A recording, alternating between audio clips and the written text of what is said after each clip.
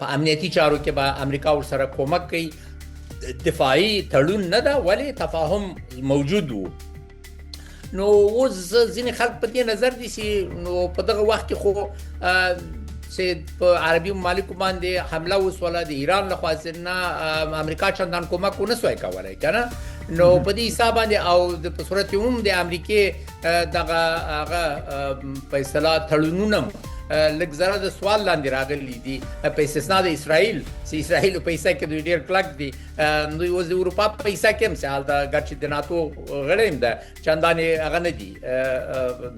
نو د عربي دنیا کې خصوصا په خلیج کې داسې یو بحث روان ده چې دوی باید کاملا نور په امریکا باندې اتکا ونه کړي او په نورو باندې هم صدا کوي. خو زما په عقیده بل بدیل هم نه لري.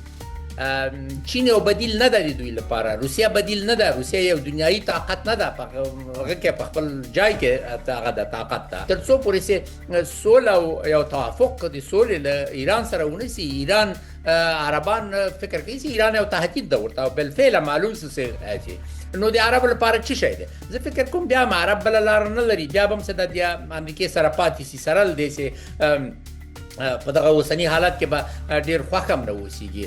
ولې د عرب په نور په خپل ځان باندې زیاتره اتکا کوي.